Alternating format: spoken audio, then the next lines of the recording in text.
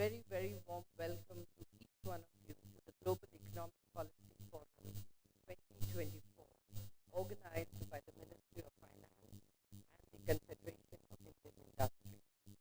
The theme, Decadal Priorities for the Global Economy. We begin this session with a film which you will witness on the screen in front of you. Can we have the film, please?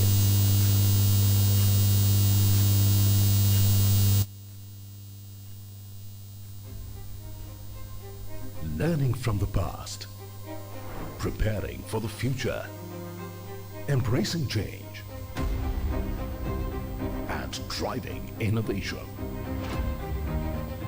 So I would think the CII should keep this as an annual calendar event. Make sure that this becomes a forum for policymakers to look to and seek ideas and thoughts with which policy which will have a positive bearing on the emerging market and economies and also the global south.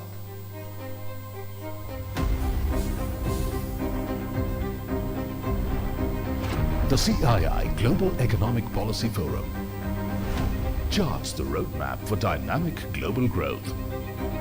In partnership with the Ministry of Finance, the second edition of the forum, organized by the Confederation of Indian Industry, prioritizes the theme of decadal priorities for the global economy.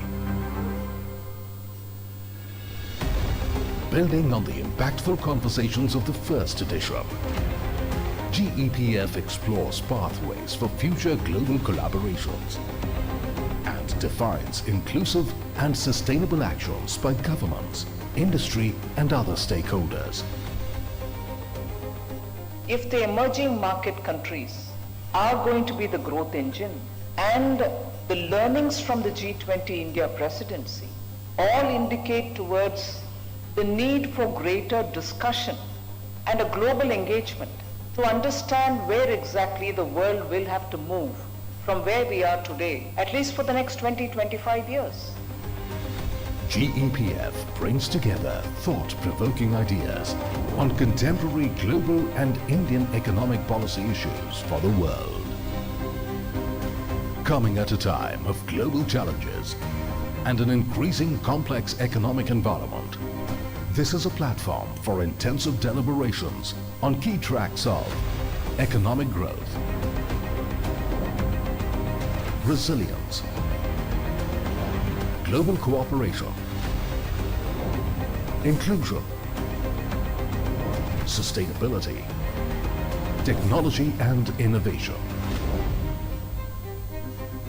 Revealing key insights for economic leadership of the nation, as well as thought leadership for the global south and the world. Through collaboration, the world can find solutions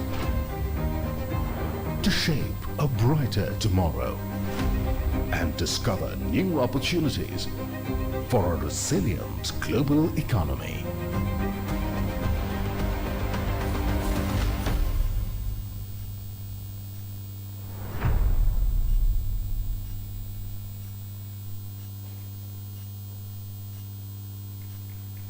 Can we hear it for the film, please? Thank you.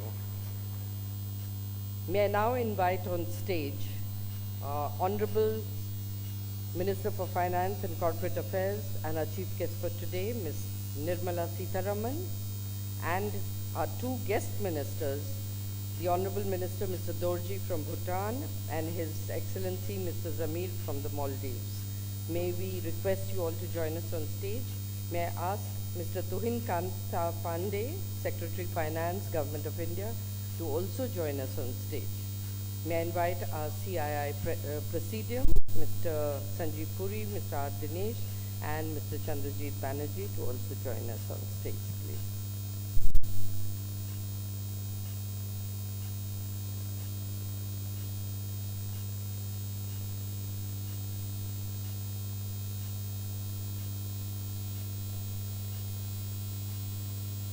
And to begin with this session, I'd like to invite Mr. Chandrajit Banerjee, Director General, Confederation of Indian Industry, to give his welcome.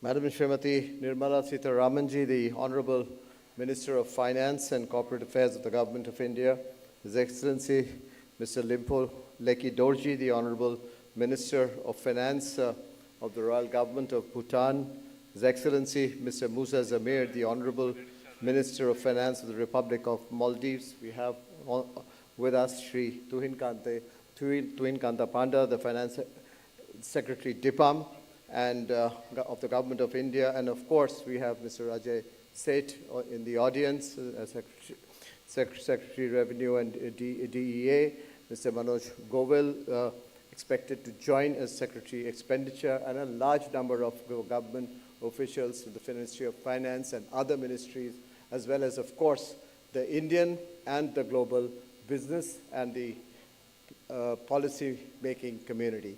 So this is a great gathering that we have.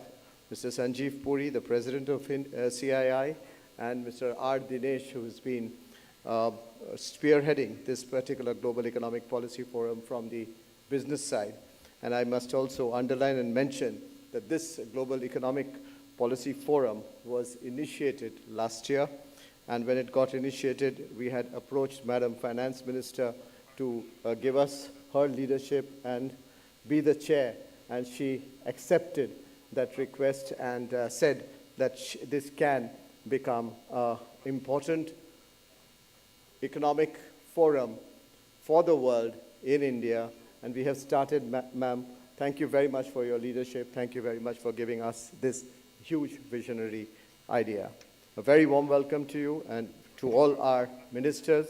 And we are thankful to each one of you for being here with us today. And as you know, in the middle of the budget session for the Finance Minister to take out time and to be with us is indeed exemplary. A special welcome to our two ministers from overseas, from Bhutan as well as from Maldives, to be joining us at the inaugural session.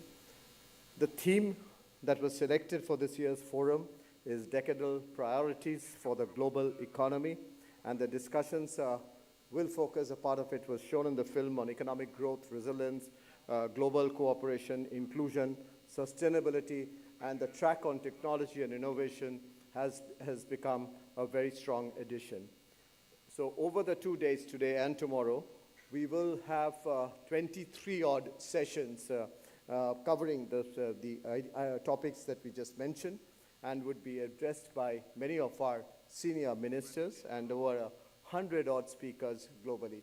So there are 100 global speakers coming in to this, and we will have 25 international speakers and 26 different government secretaries from India and regulators talking to us with their insights and their thoughts. I thought that we'll just mention it, and our economic strategy of investment-led growth, which is talked about with a lot globally about how we have been growing, our growth trajectory. All of that would be in rich discussions over the day today and tomorrow. So, Excellencies, ladies and gentlemen, honorable ministers, we look forward to your ideas, your thoughts, and we look forward to a very strong participation from all of you that have come here. 2,000 plus delegates that would be there. We have multiple halls, so we will accommodate everyone well, is what we wish. And once again, warm welcome, and thank you very much for being with us for the second edition of this very, very crucial and important global forum. Thank you.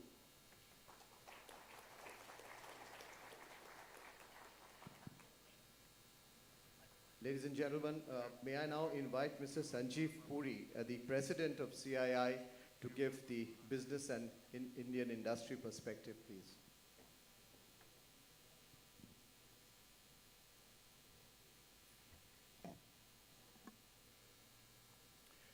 Honorable Finance Minister of India, Srimati Nirmala Sitharaman ji, His Excellency Mr. Laipo Leki Dorji, Honorable Minister of Finance, the Royal Government of Bhutan, His Excellency Mr. Moza Zamir, Honorable Minister of Finance, Republic of Maldives, Mr. Tuhin Kande Pandey, my colleagues from CII, Dinesh and Chanjudit, distinguished guests, ladies and gentlemen, good morning. May I also add my welcome to all of you to this very important forum. It is a privilege to be part of the strategic deliberations on the decadal priorities for the global economy. Thank you, Honorable Finance Minister, for being here with us today, despite your very, very busy schedule. Your visionary interventions over the past few years have truly transformed the Indian economy into a beacon of hope amidst a sluggish global environment. In fact, some of your path-breaking initiatives offer templates for rapid growth across the world. Under your leadership, we look forward to building this forum as a guiding light for the global economic policy with due focus on the issues of emerging economies. Based on India's rapid growth, there are several lessons that emerge, which I thought I will put across as case studies or lessons that could be leveraged for in countries where rapid growth is being looked at. First, India is the 5th largest economy and very much on its way to becoming the 3rd largest in the world. The country accounts for 16% of the global growth, and this is likely to increase given the continued rapid growth of the Indian economy. Purposeful policy support over the years have resulted in India's stellar progress, which has been inclusive and sustainable. These policies and reforms, together with very robust execution mechanisms, are driving inclusive and sustainable growth, providing a template for many countries aspiring for rapid growth. Second, India is one of the few countries in the world that has walked the talk on climate action and climate commitments. India achieved 2 of its nationally determined contributions committed in 2015 on reducing emission intensity and creating non-fossil fuel-based energy capacity 7 years in advance. Given the scale of the development and the rapid progress on climate commitments, India's growth model would be very unique, characterized by low carbon growth pathways. It is obvious that a sustainable future cannot go without a sustainable lifestyle. And in this context, I thought I will mention India's pioneering initiative called Lifestyle for Sustainable Environment, which embodies the principles of sustainable lifestyle. These are templates for the developing world, not only for the developing worlds, but for the entire world to adopt. Third, India provides successful models for inclusive growth at scale. Over the last 10 years, India has pursued a saturation approach in reaching basic services to all its citizens, which include health, education, electricity, housing, food, digital services, financial inclusion, water, and sanitation. These initiatives have had great success in improving the lives of millions of its people, and many of these programs have unparalleled scale. For example, Ayushman Bharat is the world's largest publicly funded health insurance scheme. Some time back, very bold steps were taken to boost investments in public infrastructure under the leadership of the Honorable Finance Minister. As a result, India has witnessed unprecedented scale and quality of urban and rural infrastructure, mobility and connectivity, and social infrastructure, besides crowding in private investment. The impact on the economy has been multifaceted and has significantly reduced the cost of doing business and improving ease of living. India's climate-resilient infrastructure guidelines and framework for planning, design, and monitoring have enabled such impactful outcomes at scale. Fifth, India has leveraged digitization effectively in many spheres. Its digital public infrastructure, based on open architecture, is a shining example of how public-private partnerships can help deliver digital services to all citizens. Digitization is being used to strengthen ease of doing business with interventions like the National Single Window System and the India Industrial Bank Initiative. The agri-digital stack is set to revolutionize the Indian agriculture sector. The open network for digital commerce will provide global access to all businesses, big and small. The unified lending interface is expected to transform credit delivery, much like the unified payment system transformed the payments. UPI itself is one of the world's largest payment systems. The digital infrastructure empowers the economy by promoting financial inclusion, enhancing service delivery efficiency, reducing transaction costs, and creating a platform for innovation and potentially contributing to a substantial increase in GDP. These initiatives are replicable, and consequently, many countries have shown great interest in adopting these. Sixth, India is progressively playing a role in building global supply chain resilience. The rule of law, institutionally governed structures, and a forward-looking, industry-friendly policy environment make India a trusted partner and a favorable investment destination. In addition to offering competitive business environment, it also offers a large domestic market. Due to its demographic dividend, India can be a source at scale for both manufacturing and services, not only for the domestic market, but for the world at large. The noteworthy progress in electronics, semiconductor, solar panel industries are just some examples, and so is also the very rapid increase in the global capability centers in India are just some examples. India can thus emerge as a formidable partner for rebalancing global supply chains. Ladies and gentlemen, as we navigate an increasingly interconnected world, India's role as a partner in progress and a leader in innovation offers hope and inspiration. We look forward to sharing the Indian perspective at this forum and learning from global experiences. Thank you, ladies and gentlemen. Thank you very much, Sanjeev.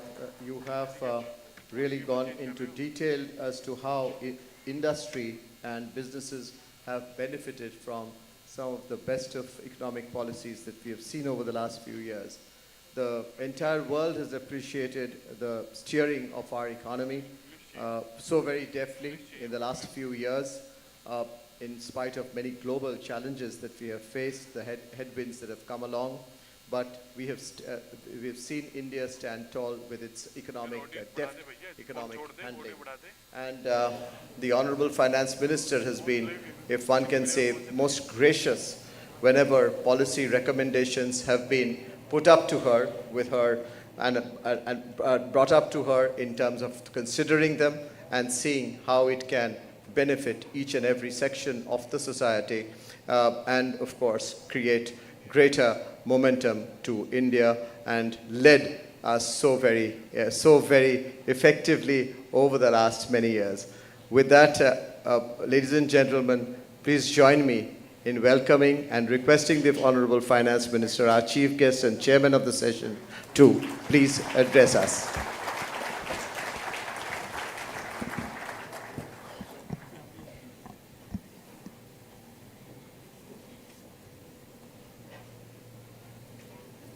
Good morning, and I'm happy to be here in the second edition of what is now becoming a good platform, largely for the Global South to meet, to exchange ideas, and to see how the global economy can be an effective instrument of bettering people and their lives. So let me start with thanking CII, Sanjeev Puri, Dinesh, Chandrajit Banerjee, and today on the dais is the Finance Secretary, Tuhin Pandey. But very importantly, I'd like to extend on behalf of CII and on behalf of Government of India, a warmest welcome to our very gracious ministers, His Excellency Minister Dorji from Bhutan and His Excellency Minister Musa Zamir from Maldives.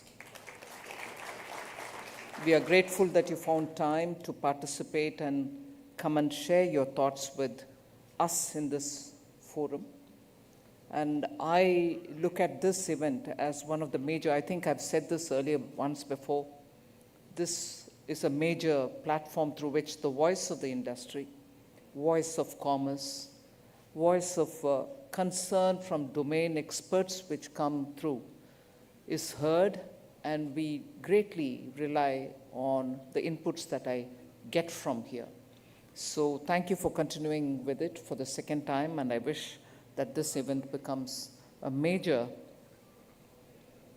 platform for hearing the concerns on economy from the global south, and also has in the audience and as participants eminent representatives from the developed economies, because the world can no longer be divided in these kind of very comfortable zones of globally advanced and globally not so advanced, or then looking at factors of production which are under severe stress.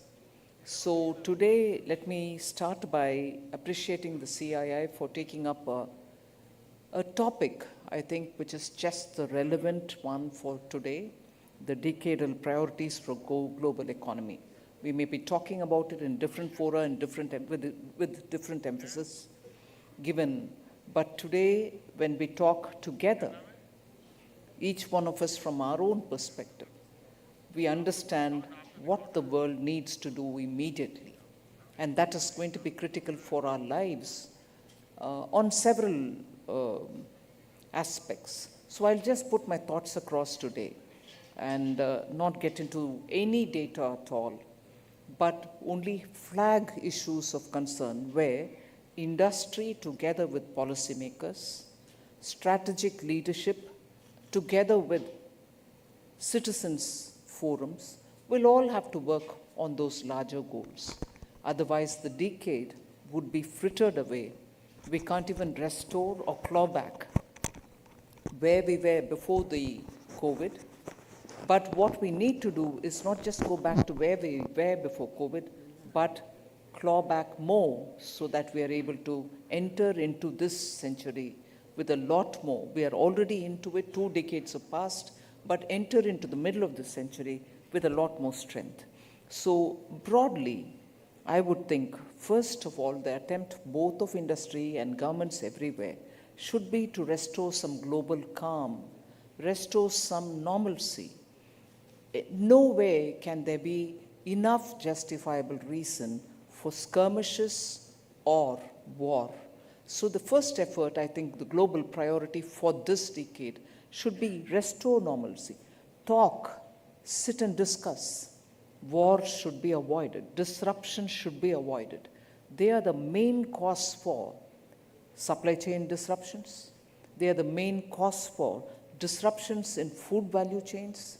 And also, when you look at it, inflation globally is a big challenge. But inflation, as you know, doesn't respect borders. Inflation is so contagious that nowhere is any country's effort today is completely successful, because beyond its powers are inflation forces which come in. And therefore, the primary cause, I would think, is the disruption, the skirmish, the war, and as a result, world is facing a challenge which is reflected in very many ways in our economies. So I would think it's incumbent upon all of us, industry, government, policymakers, citizens and citizens forum, to tirelessly try to have some normalcy. Second is the oft-discussed problem, which Sanjeev Puri also referred to, supply chain disruption. The world tasted success of spreading supply chains on the principles of efficiency rules, scale rules, so Adam Smith rules, and therefore we located such production centers or hubs where it was economically making sense. But today, would there be anyone in the audience who will disagree if I say just economics doesn't prevail? Just the economics doesn't prevail, strategy prevails, politics prevails.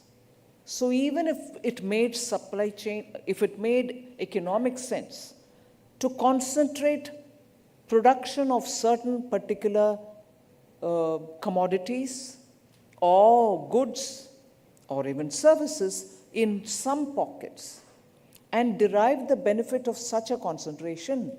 Today, the concentration risk is playing out in so many different ways, not because of economic sense or economic not making sense. It's more on politics. It's more on strategy. And therefore, today, economy will have to keep in mind or consideration, commercial considerations, or economics, whether it is scale-based economics, will all have to look at blending economy and its priorities, also with politics and with strategic needs. So when you talk of supply chains, when you talk of wanting to restore supply chains to some kind of ease, frictionless supply chains, let's not forget that it is just not economics, it's more than that. What is all that we are talking about when we want to de-risk ourselves, when we want to remove from certain concentrations +1, +2? What are these theories? They didn't emerge out of inefficiency of economics. They emerged out of economy being influenced, economic principles being influenced by political principles. And therefore, I think somewhere we have to inbuild in our own decision-making just not economic sense, but also political and strategic sense. Supply chains will have to be restored, but you would reset it, you would realign it, you would make sure that they are spread so much that no political or geopolitical or strategic risks will threaten our well-being.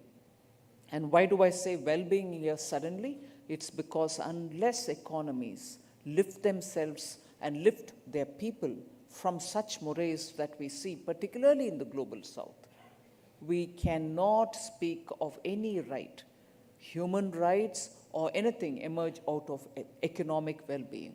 And only then the other political rights and other things fall in place. If basic needs are not met of human beings, we are not in a position to speak, or we do not have a right to speak about political and other rights. So I think supply chains, lessons that we've learned in the last few years, in the last decade, should tell us that we have to now realign ourselves. Industry will have to realign itself, not just on economic principles. Third is the climate change, again something which Sanjeev Puri rightly spoke about. Climate is becoming a big issue, and here it is not just who's getting affected worse by one or the other. I think climate change has hit all of us in very many different ways. But what are more than the climate challenge itself, is the challenge of finding resources to meet those challenges. A lot of discussions happen, a lot of promises are made on the table, but nothing is realized as much as was spoken. So climate change is something for all of us to commit ourselves, like the intensity with which we commit for removal of poverty. I'm sure most of us in every country, advanced or developing or emerging, commitment to removal of poverty, commitment to working together with our poor at different levels and different scales is a commitment which all of us are living with and wanting to perform on. So equally, I would think it's important that on climate, we commit ourselves to make sure our people don't lose their hard-earned wealth, hard-earned small assets, their lives to climate vagaries. Extreme weather events are taking away hard-earned resources of the poor people. Are we giving them resilient infrastructure? Are we giving them a livelihood which they can quickly restore after a major event?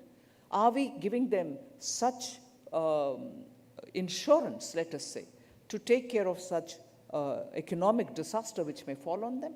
So I think climate challenges will have to be looked at from various different perspectives rather than just emission. Yes, emission is an indicator. It's a diagnostic tool. But after that, how do we sort the problem out? Who puts the money in? Do we wait for a collective resource to reach us? Or is it that some of us will start doing our little bit for our own countries? Waiting for something which is going to come will lose the advantage, will make us lose the advantage of a number of years where we have not acted. We wouldn't have acted and therefore we lost. We will tend to lose the advantage that we have. And the next one on the decadal priorities, I would think, is agriculture and allied activities, where you need a lot more innovations, where you need a lot more technology application, and also making sure that these are applied in such a way that the farmers and those who are engaged in agri-related activities have a better livelihood, and at the same time, we ensure the food security of the world. So we need to look at agriculture practices, each within its own context. Water-thirsty crops should be replaced by others which are coarse grains, but yet the protein requirement of the world will also have to be addressed. So agriculture shouldn't be looked at in the same fashion that we've looked at it all these years, centuries. But today we have to look at various different ways. Your picture very clearly showed at the beginning the various forms in which we are reforming agriculture without depending on very scarce resources, just like water and so on. But at the same time, rapidity with which we engage in bringing novel and innovative ways for agriculture and allied activities is also a very strong instrument for security and also containing supply side and inflationary pressure on agricultural commodities. It is absolutely important. Similarly is the issue of handling water. Not every country is blessed with abundant supply of fresh water. But how are we going to handle this challenge, because it's getting scarcer even by the years? So that will be a decadal priority, I would think. Industrial reset is something which I've already spoken about. Industry will have to look at ways in which it can adapt to the newer challenges which are happening. And in that, as a next point, I would like to say, scale cannot be just the criteria. Large and larger corporations are welcome because they give you the advantage of scale. But I would also think scale together with spread. And when I say spread, there are countries like India who have always had the strength of the smaller and medium-sized enterprises. We need to have a blend of large for the scale and small for a horizontal scale. And when I say horizontal scale, you cannot have one unit established in one place and producing with efficiencies of scale. But they can only generate a certain number of jobs. When you spread it across, and there are many more medium and small size units everywhere, each one doing their own. Of course, the country should ensure quality is established. Many other efficiencies which come with technology are also brought into them. Unless enterprises spread across the length and breadth of any country, particularly for large countries like India, particularly for large countries with population of the youth now in our favor, unless we spread across and unless we have the advantage of scale in that sense, that you spread it across the country and give that energy for the micro, small, and medium enterprises, you're just not going to reap the benefit for your demographic dividend, which is waiting to be fully realized. So I would suggest for the decadal priority, industry should work together with small and medium units to see how they can be supportive of the large unit equally as much as they supporting job creation. So today the problem is not economic success, which is just production, but it is also economic success, which can spread benefits for those who are waiting for jobs and wages. So that, I would think, will be facilitated, will be made easy through technology. Sanjeev Puri, again, referring to him again, spoke about how India's DPI, digital payment interface, India's technology-driven ONDC, the Open Network for Digital Commerce, and India's technology stack for agriculture have all brought in at one go the advantage to democratize access. Farmers are able to today access global markets. You're able to give them the advantage of technology, which instantly gives them the benefit of information about the soil condition, about the intensity of crop output, about how a weather situation can affect him, or how we can prevent damage. So that agri-stack, which is, I'm sure, going to be the next big thing that you hear from India. You heard about the digital payment interface. The agri-stack is the next big thing from India, technology-driven, which is going to take care of agriculture and allied activities. So the same technology bridge is what I would strongly suggest as a facilitator for scaling up in largeness and scaling across, which will share the benefit for all the youth who are located in different areas, but who do not have access to resources or to opportunities. So technology it is going to be. And similarly, when I talked about access and opportunities for the youth, it is that technology, the digital learning instruments that you can bring in. India's brought in digital university. We're trying to give extension training for youth in different far-flung areas through technology. Industry today, I'll call upon you. You should work together, not just with the Indian government, but with governments across the world. If you are looking for trained and skilled manpower at various levels that you may need them, unless you are going to work with the governments to have them be trained in such skill sets which you require, it is going to be difficult for industry to say, I need manpower, but I don't get the right kind. You can't sit and ask somebody to provide that for you.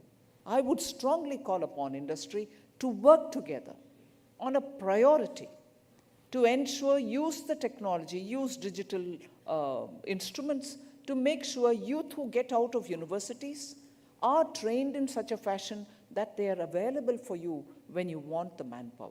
So I would think that should be a decadal priority for industry as much for governments. And the final point that I'd like to put as a point of priority for the decade, as much for you, more for the government, is debt and financial security. Intergenerational debt is mounting on countries. Responsible economies, and I speak for the industry and for government, responsible economies can't be run with borrowings so large that the next generation and generation after that already knows what it is liable to repay. That after all will have to be passed through as taxation. You're not going to be able to generate that resource to pay back the debt that you've taken. So I would think it is absolutely important for governments and for industry to work together to say how best debt can be managed at the national, and I hate using this word, but I would say at the subnational level. I mean the federal and the provincial level. It is important for us to manage our debt. COVID brought us to such a situation where, well, whether you liked it or not, you had to borrow. And I'm not saying that we remained outside of borrowing. We also borrowed. But we are super conscious about the fact that we cannot burden our forthcoming generations with debt that is not sustainable. Yes, debt is required. But we need to be, in this coming decade, I think the priority should be to manage your finances and borrow, yes, borrow for building assets, borrow for managing better, but it cannot be such borrowing that you leave the next coming generations worried about how they can service it. And financial security is something also which is important, and I'm sure you recognize how nations today are worried, and multilateral development institutions are not yet ready to cope with the modern requirements, post-COVID requirements of countries, particularly in managing their financial situation. India, during its G20 presidency, made sure that we gave a recommendation with the international expert group that we constituted for the reform of multilateral financial institutions, because they should rise timely to help countries that need that kind of a finance and also assistance in time. Otherwise, economies are going to be severely challenged. So without taking more of your time, thank you very much for giving me this opportunity. I've just shared some thoughts, but these are, I suppose, going to be very important for the coming decade. Thank you very much.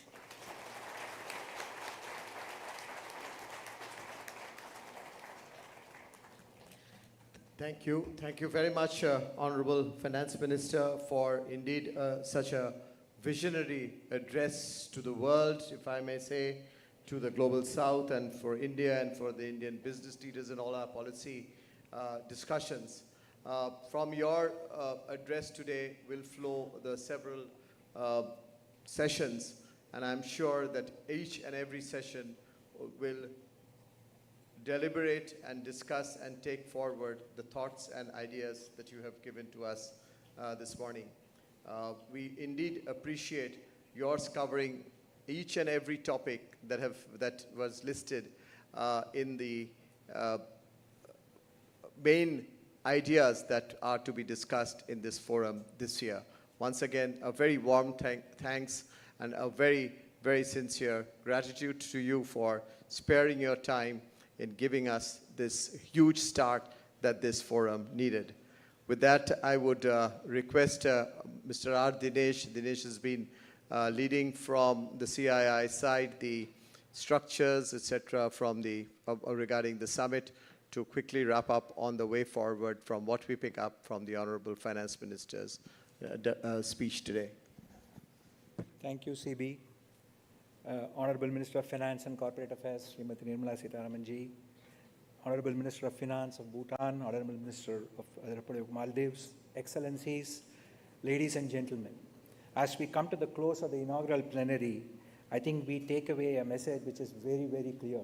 So thank you, Honorable Finance Minister, for laying out the clear potential which the next 10 years hold, but what we as participants in this growth journey will have to do to make that happen. In a way, we are tasked with navigating the economic recovery in the aftermath of many global disruptions. The Honorable Finance Minister used the word restoring global calm, and that's something which all of us look forward to. The task goes beyond economic indicators. It includes building a world where opportunity is universal, innovation is used ethically, and progress respects the boundaries. As we conclude this inaugural session, I would like to extend my deepest gratitude to the Honorable Finance Minister, who took the lead and supported us when we met her last year. And as CB pointed out, we believe that this can become the event of the Global South, as you have mentioned, Madam, and we will work closely with you to make this happen going forward. Madam, your vision for India and the world and how we are going to engage has set us a clear path. We look forward to carrying forward the points which you have mentioned, and we will definitely come out with an outcome paper post this event and see what we can implement together in the year ahead. I would like to again thank you for your visionary leadership, and we look forward to working with you to make this much more successful. I would like to thank His Excellency, the Honorable Minister of Finance, Lekhi Dorje. I also thank His Excellency, the Honorable Minister of Finance of Musa Zamir. I would like to thank all those who have helped us in putting together this program, other than from the Government of India, and of course the CII staff who have made all this possible. I look forward to the deliberations in the next few days and look forward to the outcome paper which we will all release under your able leadership. Thank you so much.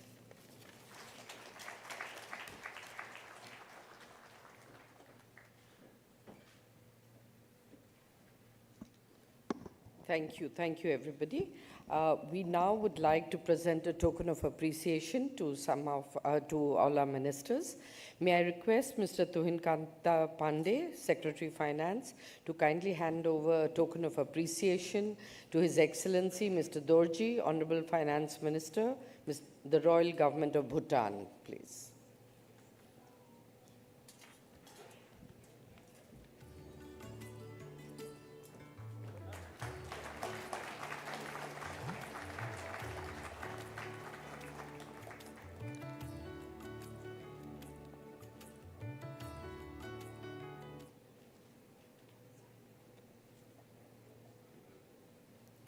May I request him once again to kindly hand over a token of appreciation to His Excellency Mr. Musa Zamir, Honorable Minister of Finance, Republic of Maldives.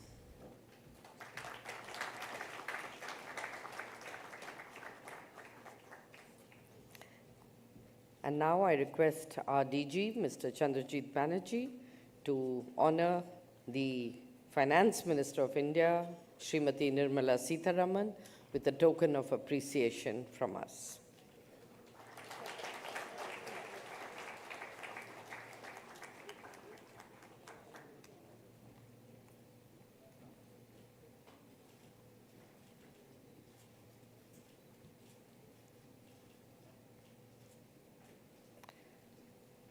With that, ladies and gentlemen, we close the inaugural session, and I'd like to thank all our dignitaries on the dais for their presence here and request all of them to please come forward and stand together for a photo opportunity.